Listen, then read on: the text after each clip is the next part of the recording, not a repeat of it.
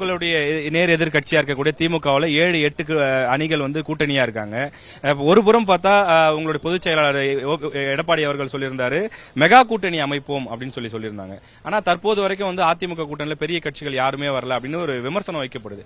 அந்த விமர்சனத்தை நீங்க எப்படி பாக்குறீங்க? தற்போது தானே சொல்றீங்க, இன்னும் நாள் இருக்குல்ல அது, அதனால வெயிட் அண்ட் சி இல்லையா. அதெல்லாம் பொதுச்செயலாளர் வந்து அதெல்லாம் வந்து ஒரு குழு ஏற்படுத்தியிருக்காரு. அந்த குழு வந்து எல்லாம் பேசிட்டு இருக்கிறாங்க. அதில் அப்ராப்ரியேட் டைம்ல வந்து எங்க தலைமையில் எந்தெந்த கட்சிகள் இடம்பெற்று இருக்குன்றத வெளிப்படையாக வந்து டிரான்ஸ்பரண்டா சொல்ல போறோம். இதுல ஒன்றும் ஒளிச்சு மறைச்சிக்கிறதுக்கு ஒண்ணுமே இல்லையே.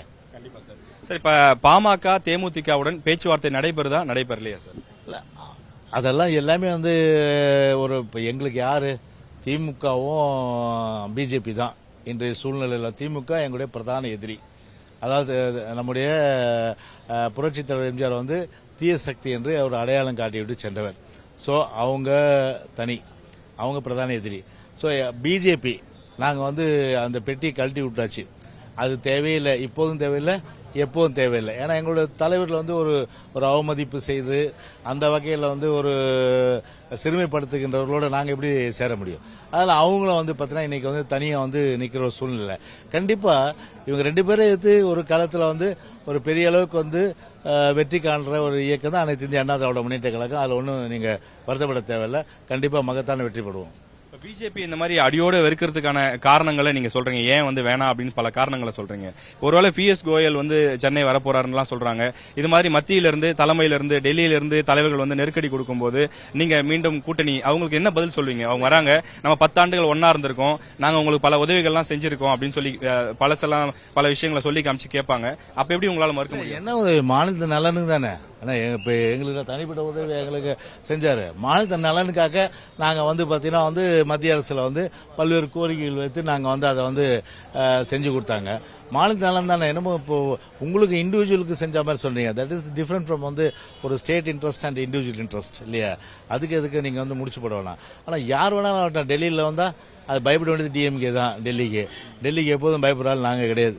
நிச்சயமா சார். இப்ப வந்து மீண்டும் ஒருவேளை பாஜக அது வந்து அப்படி வந்து டெல்லியில இருந்து வந்தாலும் கூட அது வீணான முயற்சி தான். அது வந்து அந்த முயற்சி வந்து வெற்றி பெறாது சார். இப்ப வந்து 3வது முறையா ஒருவேளை மீண்டும் பாஜக ஆட்சி மத்தியில் அமைந்தால் அதிமுகவுக்கு நிறைய நெருக்கடி தருவாங்க. சின்னங்களை முடக்கிறது, தேர்தல் ஆணையத்தில் வந்து சில பிரச்சனைகளை கொடுக்கறது, இந்த மாதிரி பல பிரச்சனைகள் வரும். கட்சியை உடைக்கிறதுக்கு நிறைய வேலை பண்ணுவாங்கன்னா அரசியல் விமர்சகர்கள் நிறைய பேட்டிகள்லாம் கொடுக்குறாங்க, நிறைய விவாதமா பேசுறாங்க. அந்த கருத்தை நீங்க எப்படி பாக்குறீங்க? மீண்டும் பாஜக ஆட்சி அமைந்தால் அதிமுகவுக்கு அது நெருக்கடியா அமையுமா? நீங்க கூட்டணி வைக்காத பட்சம்? அனைத்து இந்திய அண்ணா திராவிட முன்னேற்ற கழகமே சோதனையெல்லாம் தாங்கி சாதனை படைத்த இயக்கம் தான் அனைத்து இந்திய அண்ணா திராவிட முன்னேற்ற கழக இயக்கம். நீங்க 89 சின்னத்தை முடக்கினாங்க. அந்த சின்னத்தை முடக்கி என்ன பண்ணாங்க? அம்மா மறுபடியும் என்ன பண்ணாங்க? சின்னத்தை வாங்கினாங்க. அதே போல வந்து ஜார்ஜ் இருந்தது ஒன்னாக்குனாங்க. 91 வெற்றி பெற்றாங்க. ஆனா அது அப்போ. ஆனா இனிமேல் வந்து சின்னத்தை எந்த கும்பலாலும் முடக்க முடியாது சார். இப்ப கூட்டணி பேச்சுவார்த்தை மிக தீவிரமா நடக்குதுன்னு சொன்னீங்க சார். ஒருவேளை கூட்டணி பேச்சுவார்த்தை சுமூகமா அமையாத பட்சத்துல 2014 அம்மா சொன்னாங்க, கண்ணு கட்டிய தூரம் வரை எதிரிகளையே காணும், 40 நமதே நாளையும் நமதேங்கிற மாதிரி சொன்னாங்க. அந்த மாதிரி 40 தொகுதிகளிலும் இரட்டை இலையே போட்டியிட வாய்ப்பு இருக்கா சார்? நீங்க இப்போதைக்கு வந்து பாத்தீங்கன்னா வந்து அனுமானத்துக்கு நான் பதில் சொல்ல முடியாது. 40 எங்க தலைமையிலான கூட்டணி ஜெயிக்கும், அதை கண்டிப்பா நான் சொல்றேன். ஆனா நீங்க கூட்டணி அமையாது, அமைஞ்சா இப்படி அமையாது, அந்த அனுமானத்துக்கு இட்ஸ் நாட் ரைட் டைம். இறுதியா ஒரு கேள்வி சார். இப்ப திமுக மேல வந்து நீங்க பல குற்றச்சாட்டுகள் வைக்கிறீங்க. பல ஆண்டுகளா சொல்லக்கூடிய குற்றச்சாட்டு வாரிசு அரசியல்னு சொல்றோம். இப்ப நம்மளுடைய விருப்ப பட்டியலே 8 முன்னாள் அமைச்சர்கள் வந்து தங்களுடைய வாரிசுகளுக்கு சீட்டு கேட்கறாங்க அப்படின்னு தகவல் வருது சார். அந்த குற்றச்சாட்டு இல்லங்க, ஒரு வாரிசு அரசியல்னா இப்ப வந்து பாத்தீங்கன்னா ஓபிஎஸ் இருக்கார் இல்லையா, அவர் வந்து ஒருங்கிணைப்பாளர். அந்த ஒருங்கிணைப்பு பதவியில் இருந்துங்கன்னு அவர் வந்து அவர் பையனுக்கே கையெழுத்து போட்டார். இது ரெட்டை சின்னத்துக்கு A ஃபார்ம் B ஃபார்ம்ல. அதுதான் வாரிசு அரசியல். அது இப்போ என்னோட சன் இருக்காரு ஜெயவர்தன், இவர் வாரிசு அரசியல் வராது. ஏன்னா இவருக்கு A ஃபார்ம் B ஃபார்ம் கையெழுத்து போட்டது யாரு? அம்மா. 2014 வந்து அம்மா அடையாளம் காட்டி பண்ணது. நானா A ஃபார்ம் B ஃபார்ம்ல கையெழுத்து போட்டேன்.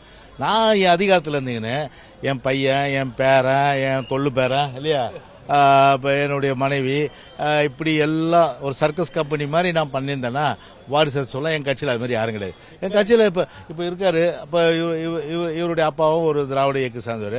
அவர் வந்து போட்டி போடக்கூடாது அவரு. அதனால அது நீங்க சம்மந்தப்படுத்த வாரிசு அரசியல் எப்போ வரும்னா இப்போ ஸ்டாலின் இருக்கு. ஸ்டாலின் யாரு, அவருடைய தலைவர் யாரு, அவங்க அப்பான்னு சொல்லிட்டு திரு கருணாநிதி சொல்றாரு. இன்னைக்கு உதயநிதி யாரு, இன்னைக்கு அவங்க அப்பா வந்து இன்னைக்கு தலைவர் இருக்காரு. அப்போ அவர் தான் ஏஃபார்ம் பிஃபார்ம்ல கையெழுத்து போன யாரு, ஸ்டாலின்.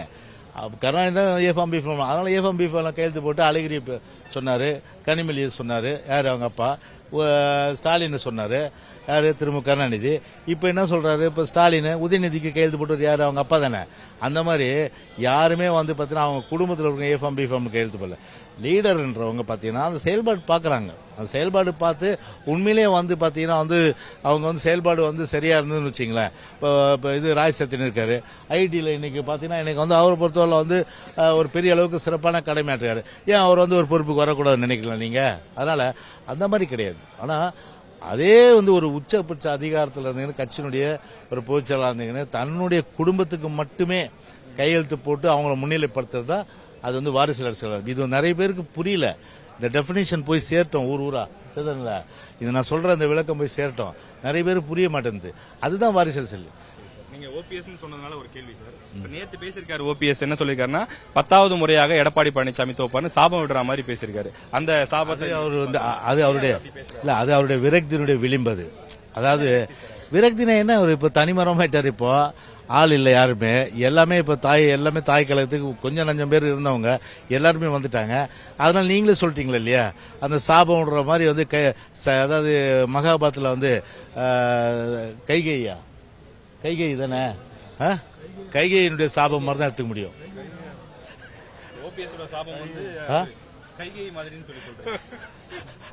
அது மாதிரி அதாவது விரக்தியினுடைய உச்சத்தில் தான் சாபம் விடுவாங்க. அதனால அவருடைய சாபம்ன்றது விரக்தியுடைய உச்சம். செய்திகளை உடனுக்குடனும் துல்லியமாகவும் தெரிந்து கொள்ள சப்ஸ்கிரைப் பண்ணுங்க.